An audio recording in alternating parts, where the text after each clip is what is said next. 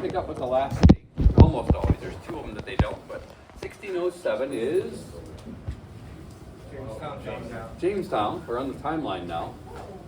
And then, oops, 1754. French and Indian War. So what is this going to, what is this dash going to represent? What's happening in the dash? So pilgrims, Enlightenment, mercantilism.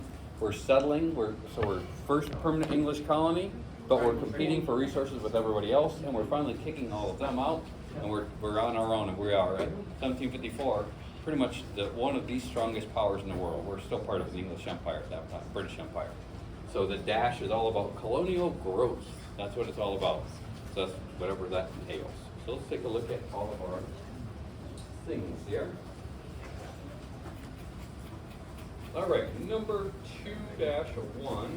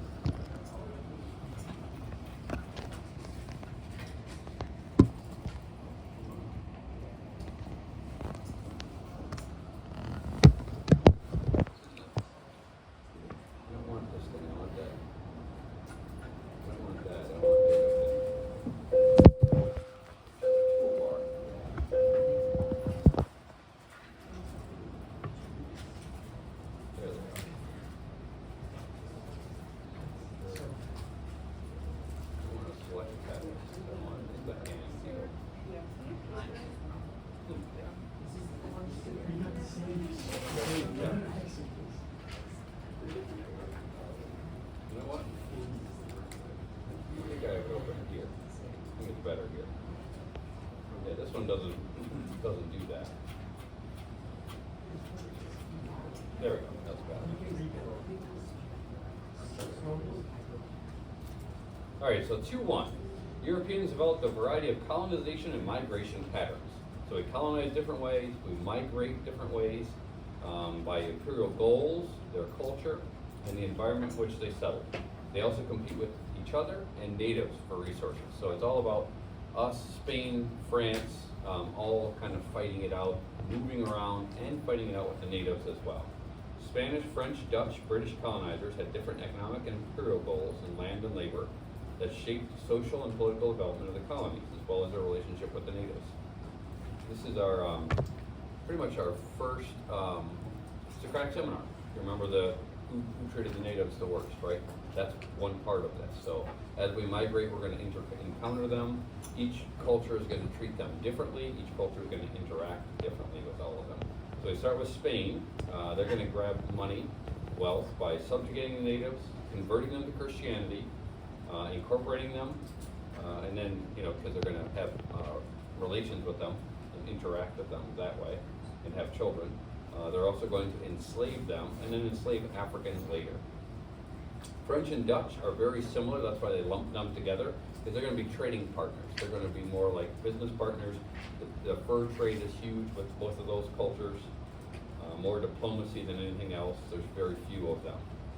And then the English are going to be, they're going to attract a large number of male and females. They're going to bring people who are going to settle there. They're going to be establishing a permanent settlement and establishment.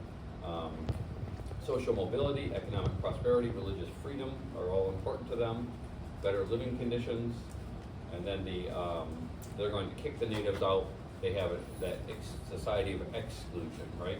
Whereas the middle one here is a society of inclusion, and the Spanish, well, it's a little complicated. Sometimes they're exclusion, sometimes they're inclusionary.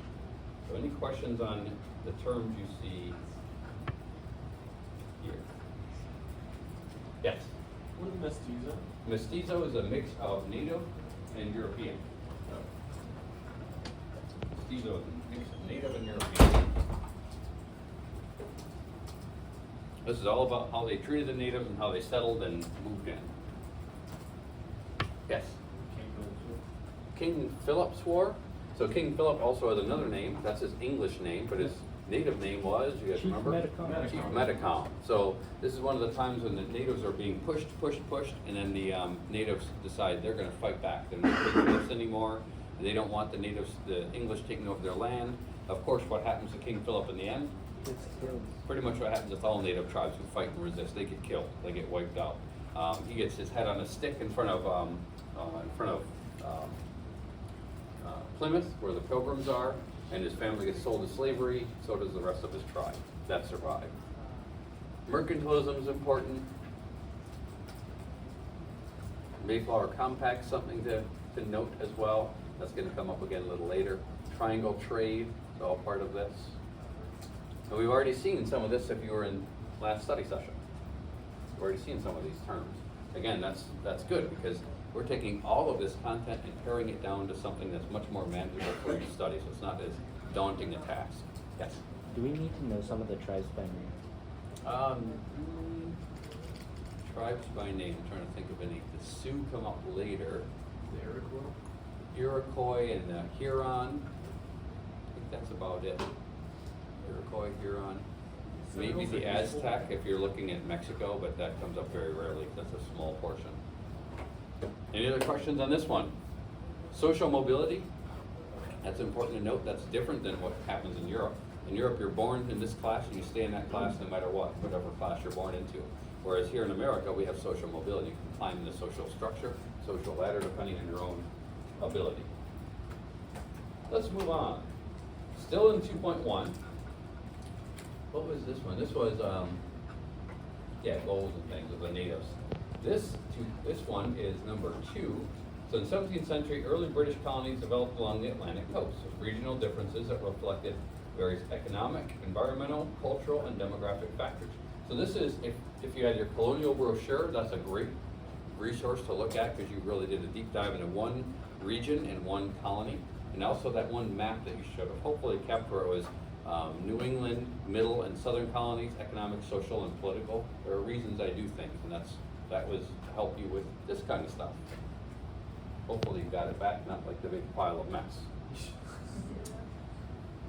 So New England versus Chesapeake, that was something we looked at in depth of the differences between those two, your colonial brochure. So Chesapeake, and North Carolina grew tobacco, which is labor intensive. So first they try and enslave the natives, which doesn't work out at all. And so then they turn to indentured servitude, and then they'll eventually replace the indentured servitude with what? Slaves. And why do they do that? What's the big pivotal moment there? Bacon's Rebellion. Bacon's Rebellion is the one that changes that from indentured servitude to slavery. Slavery will first come to the Americas, the English colonies in 1619, the year 1619. That's when they first come up with that. John Rolfe, of course, is the hero who finds tobacco. A lot of single males down there in that color. And it's mostly due to the environment. Long growing seasons, fertile soil, tobacco lends itself to that growing. The New England colony, settled by Puritans, developed small towns, family farms. They are a mixed agriculture and economy, mixing with commerce, especially with commerce, because they can't grow much there in the New England colonies because the weather is bad, soil is not good. So they orient themselves toward the sea with trade, anything with shipbuilding, fishing. They also are extremely religious. So sometimes it's called the land of cod and God, because they fished for cod and they believed and worshiped God. They have we haven't got the government structure, I guess, yet. When we get the government structure, we'll look at House of Burgesses and direct democracy. So the middle colonies, kind of a mix of different things. They have some fishing, they have some crops, they have some fur trade as well. It's a mix of different cultures, different religions as well. They are, one thing that does separate them that stands out is they're the breadbasket colonies. They're the colonies that are going to feed everybody else. They're going to grow wheat, they're going to grow a lot of corn, they're going to be able to export those crops. And then the southernmost colonies all the way down. Even longer growing seasons than the Chesapeake and whatnot. They're going to grow cash crops again, and indentured servants, and then switching over to slavery as well. They're going to grow some sugar, rice, indigo, in addition to their tobacco. They import the Barbados Slave Code because they're going to strictly control the slaves. If the slaves get out of hand at all, they're going to punish them for it. Now we have our our different governmental structures, which is important to note. So at first, Britain's really lax on things. Hey, just go over and settle. We need you to settle. We need to make money. But then, and we get used to our governing ourselves in different ways. So the House of Burgesses in 1619, the same year the first slaves come over, is our first representative house of, kind of like our Congress would be, a representative body, and self-governing. But in the New England, that's in Virginia, in the southern colonies. But in New England colonies, they have direct democracy. As long as you remember the church and a male, you could vote on every single thing that was done. Whatever you're, like if we want to raise money and do this, if we want to put a fence up here, if we want to build this structure, they voted on everything themselves. They didn't have a representative for that. The Fundamental Order of Connecticut, that's Thomas Hooker. That is the first, like, kind of written laws, sort of like the first constitution that's represented here in America, recognized in America. In the South, the elite rule. So the House of Burgesses was only for the rich. The rich people, and then the landowners were the ones who voted on it. So the landless peasants didn't get a vote, didn't get a voice in government down there. You do have religious dissenters that cross, especially in New England, that get people upset. Roger Williams is one. He's a preacher, but he thinks it's bad that you should have to be a member of the church to be a member of society, to be able to vote on things. Forced worship stinks in the nostrils of God, he says, and for that, the Puritans just kick him out. Remember, the Puritans came here for religious freedom, their own religious freedom. If you challenge that, like a Quaker, well, you might find yourself burned at the stake. So you would not do well. So think of like the Quaker Oats man on the oatmeal box, right? They just burned him alive.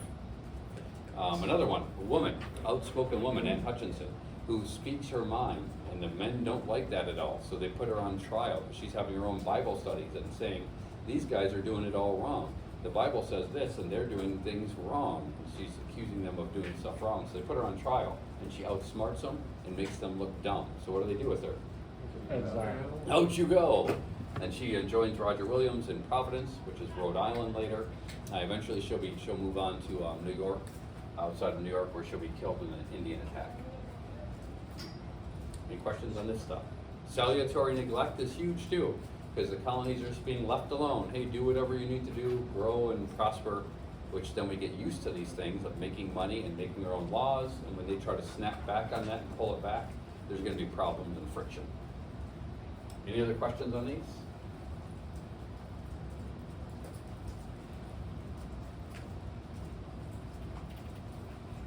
Let me turn this one if I can.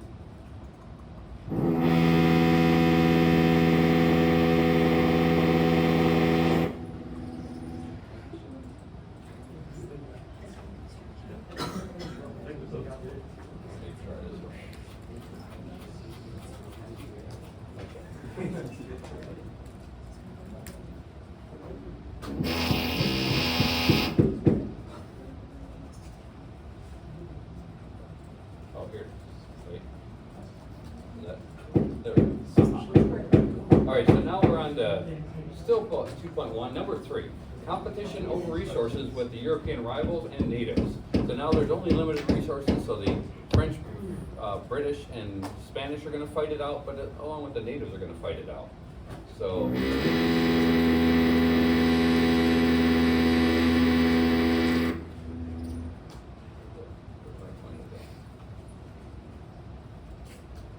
an Atlantic economy developed in which goods, as well as enslaved Africans and natives, were exchanged between the different powers. Trade networks formed. Colonial economies were all about grabbing mostly raw materials, because again, mercantilism, we send over our raw materials and turn into finished goods.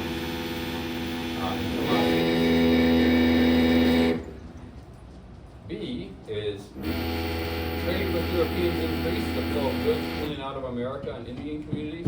Cultural and economic changes. Diseases are going to decimate the natives, however, especially smallpox.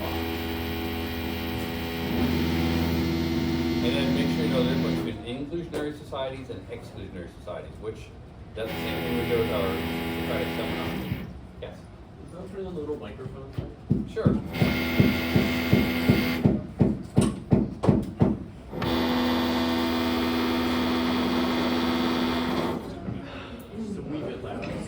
just a little bit.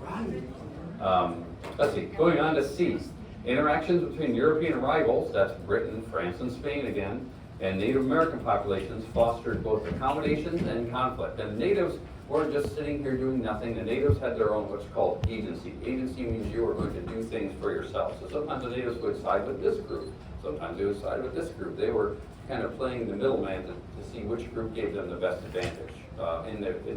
Because the natives fought it out with their other tribes as well. So if I can trade with this person for weapons, that's awesome. I'm going to help them. I'm going to do that and take it to my other opponent.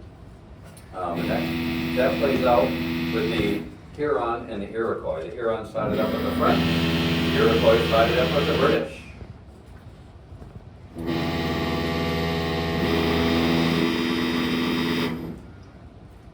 Going down to the goals and interests of European leaders and colonists at times diverged. Growing mistrust on both sides of the Atlantic. Dissatisfaction over issues like territorial settlements, frontier defense, self-rule, and trade.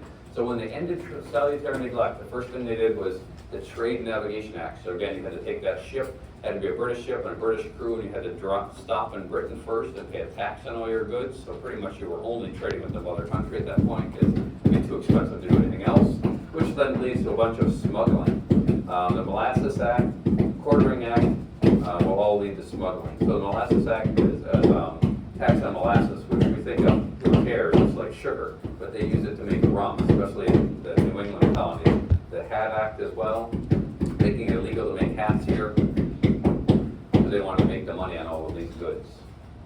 So you guys know triangle trade, so make sure you look that triangle trade chart over, which is another map you did early, and Columbian Exchange, so you know what goods are going where.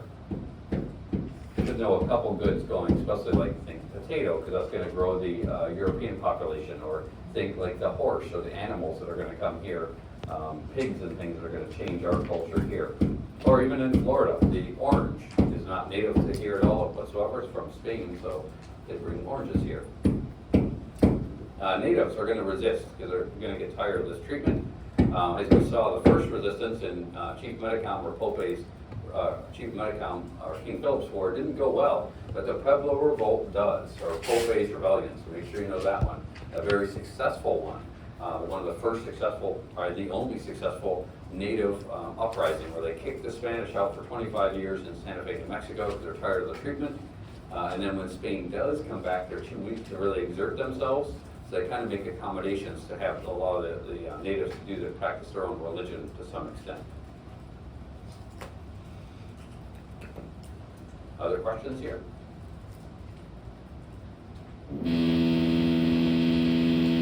Yes? Pequot War?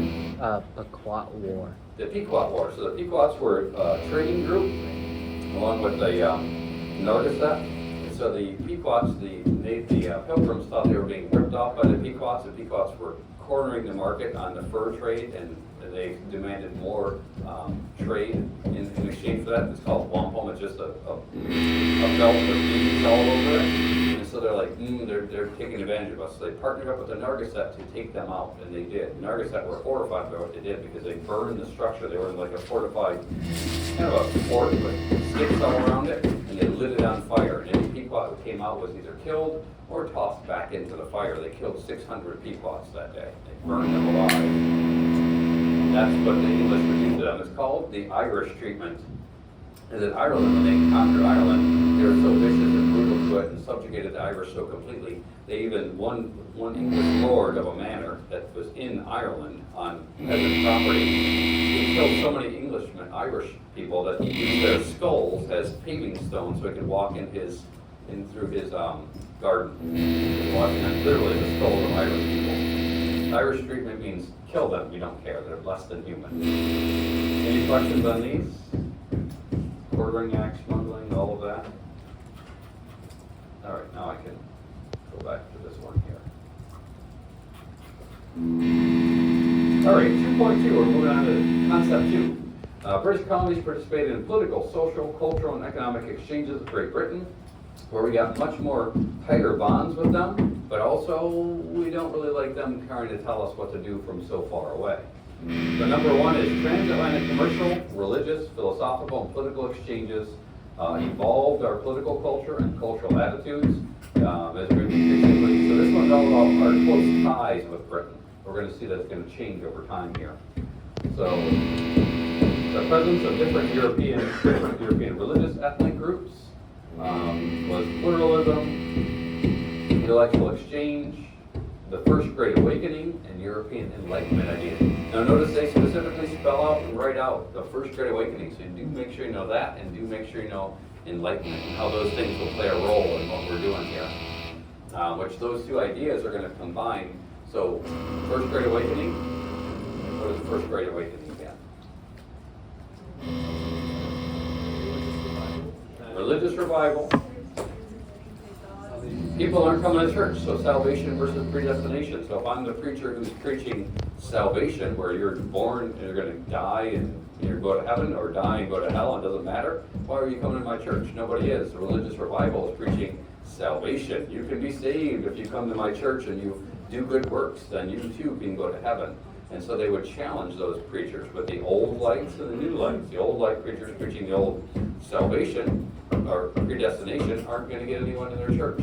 The predestination, or the salvation people are the people who save you. And so that's going to lead to a questioning of church leadership. You combine that with the Enlightenment movement, where they question government leadership. If the government's not doing what it should be doing is protecting your rights and protecting you, we can get rid of that government and get a new one. Well, these two ideas combine together, and they will become eventually the basis for the American Revolution is going to happen out of that. So the idea that Americans question things, which you should always question things. Don't just take things, oh, that's the way it is. Look, I read this one website, I'm a genius on this thing. This guy must know what they're talking about. So those two ideas are going to come together. Jonathan Edward, he's the spider guy, hands of a God, God has you like a spider hates you and he's going to throw you in the fire. George Whitfield, he's the guy who convinces Ben Franklin to give up his cash and somebody else's cash. You have the Enlightenment characters here. Jonathan Locke, life, liberty, and property is what the government should protect. Jefferson's going to change that later. And then Ben Franklin, of course, our Mr. Enlightenment guy. B, British colonies experience gradual Anglicization over time, so they're going to become much more English over time. We have autonomous political communities. That's our small government, our small direct democracy in the New England colonies. Intercolonial commercial ties. We traded a lot more with each other in the colonies, and then we also traded transatlantically. And then when the print culture comes here, it's going to spread our the Enlightenment movement is going to spread.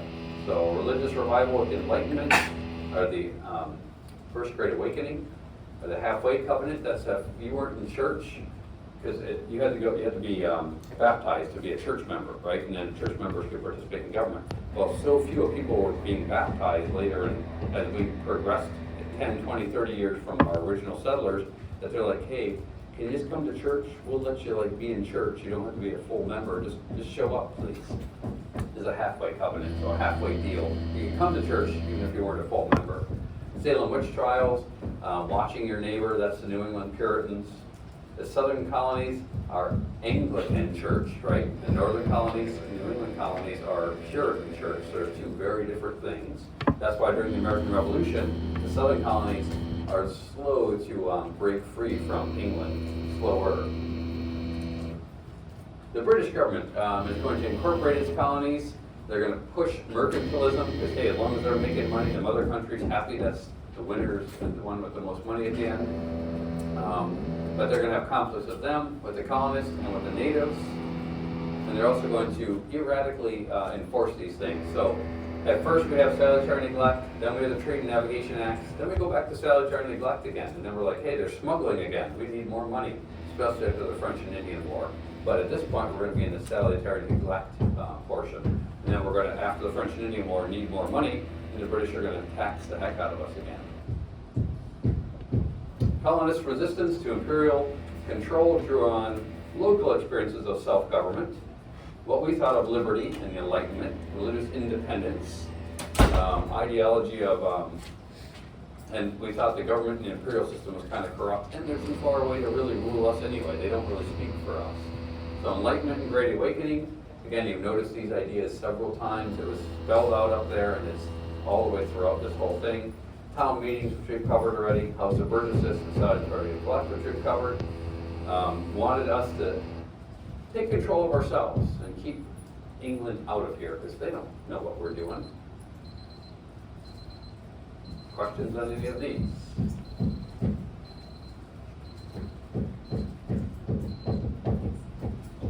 Moving on then. 2.2 still, but now it's number 2. So, like other European empires, we participate in the slave trade, develop a system of slavery, economic, demographic, and geographic characteristics. So slavery throughout in the British colonies was everywhere. Every colony had slavery, not just the southern colonies, they all had slavery to some extent, just less or so, where you didn't need as much labor. So varying degrees of slave trade, growing European demand for colonial goods, the shortage of indentured servants, because things got better in England, and who's gonna come over here and risk dying, because most indentured servants didn't live out there 7 years.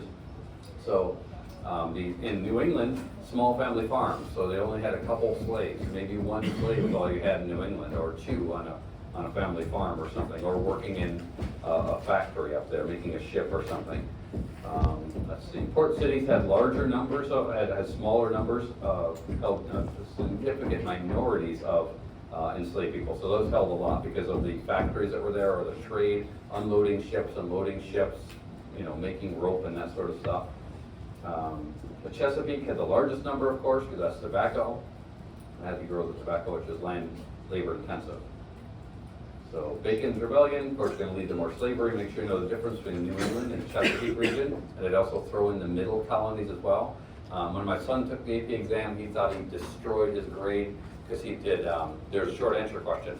The short answer question was comparing 2 of the colonial regions, New England, Middle, and Southern. And usually it's going to be which 2 regions do they like to compare? New England and Chesapeake, right? New England and Southern. And so he just wrote away. And then he realized after he was done and turned the exam in, and then his friends go, yeah, that middle colonies, middle colonies, what do you mean? He didn't read the question close enough. So he did New England versus Southern. It was New England versus the middle colonies. He still got a 5. You can make a mistake and still get a 5, so there's other ways to get it. Mercantilism, triangle trade, middle passage, right to go. Tidewater versus frontier. This is the rich on the coast versus the poor people who live out in the frontier. That's the way it is throughout the American colonial times. Chattel slavery became the dominant system because of Bacon's Rebellion. New laws created a strict racial system. That would be the English law. So the color line was real. If you were of a darker shade, they did not like you and wanted nothing to do with you. They prohibit interracial relationships, as we saw. Remember that woman who was a free woman who married a mulatto, and she was indentured for 30 years. She was a free woman, but couldn't marry who she wanted to marry. Strict race relations. That's the Virginia slave code. Very, very strict slave code. Let's see, Africans developed overt and covert means to resist. So they had all sorts of ways to resist the inhumanity of slavery. Slow down your work, run away, violence. The Stono River Rebellions, the biggest one in the colonial time, 1729. When they ran away, they moved to what's called maroon communities, which we talked about last study session, where they live far away from other people. And then they also have to keep their own religion and culture. They have music, of course, their own language. They have Gullah, which is a mix of different African dialects and English. And then they have family and kinship networks, though they're not related. Hey, that's your cousin, that's your uncle, that's your aunt, but they're not really directly related by blood, but they have these extended networks. Any questions on all of these? Yes? So could you state the relations of each of the colonies of slavery again? The relations of what? Each of the colonies of slavery again? So each one has a little, like if you're starting in the southern colonies, they have tons of slavery, right? Because after Bacon's Rebellion, they still need tons of labor to harvest tobacco, some rice, and indigo. And then in the middle colonies, they still have quite a bit of tobacco, so they still need quite a bit more labor, but far less than the other one, because they have other crops. They have wheat, they have fishing, they have fur trade, and so they have a mixed economy. And in New England colonies, they need very few slaves, but they did have slavery. So it's not a surprise that after the American Revolution, we're going to see the New England and northern colonies, northern states are going to get rid of slavery far sooner than the southern states are going to get rid of slavery until the Civil War, right? Because they don't have the need for that labor source. We are done. We're going to 1754, living the dash out to 1800 for the next one. You guys have any questions over anything?